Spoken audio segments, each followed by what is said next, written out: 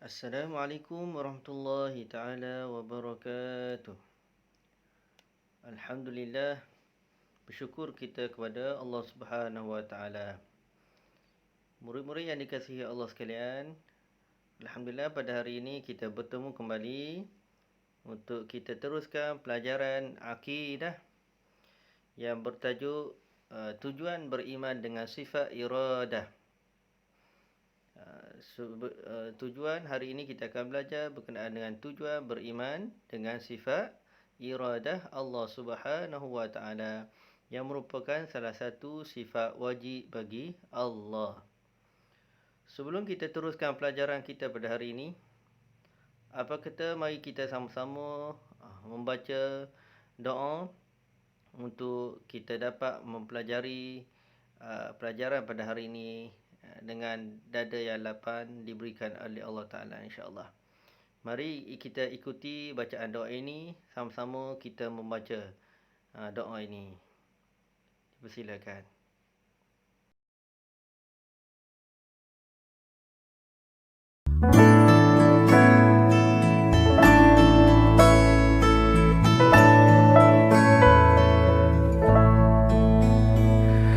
رب اشرح لي صدري ويسر لي أمري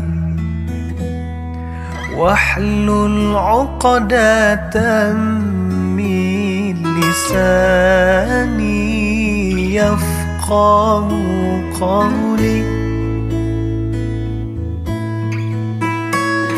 Ya Allah, lapangkanlah dadaku, mudahkan urusanku, lancarkan lisanku, dan baguskanlah ucapanku.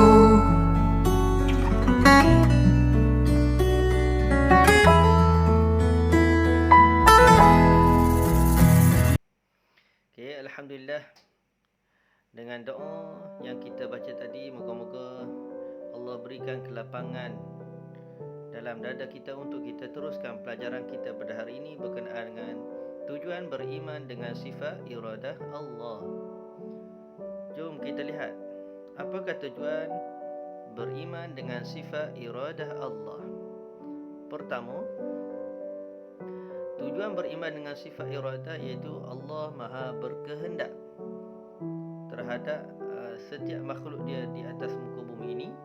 Tujuannya adalah untuk kita berdoa dan bertawakal atas setiap pekerjaan kita. Ini antara tujuan. Kita yakin dengan sifat iradah Allah Ta'ala untuk kita supaya dapat berdoa kepada Allah Subhanahu wa Ta'ala dan juga bertawakal atas setiap pekerjaan yang kita lakukan. Setiap apa pekerjaan yang kita lakukan, kita mulakan dengan doa supaya setiap pekerjaan kita itu diterima oleh Allah Subhanahu wa taala dan dipermudahkan. Setelah kita laksanakan pekerjaan tersebut, maka kita bertawakal, iaitu kita bergantung kepada Allah Subhanahu wa taala. Moga-moga pekerjaan yang kita lakukan itu dimudahkan dan diberi kefahaman. Contohnya, pekerjaan yang kita lakukan sekarang ini itu belajar.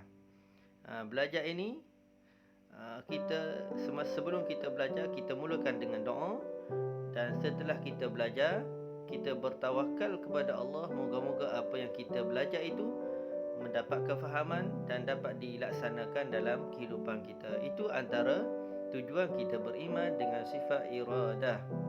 Okey, murid-murid yang dikasihi Allah, yang kedua, tujuan kita beriman dengan sifat iradah Allah iaitu melatih manusia untuk menjadi insan yang bertakwa.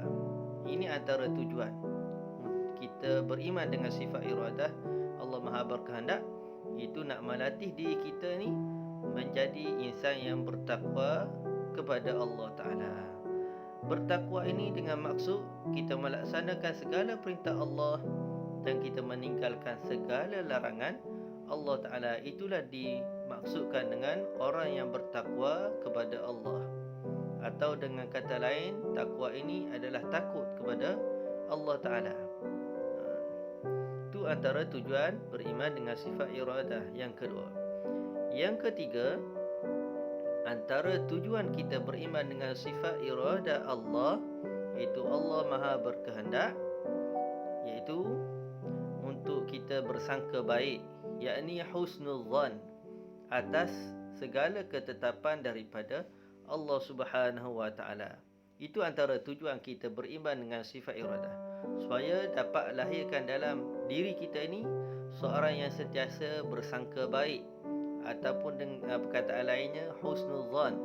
Segala apa yang berlaku ke atas diri kita ni semuanya mengikut kehendak Allah Ta'ala, sama ada baik atau buruk. Maka semua itu kita bersangka baik.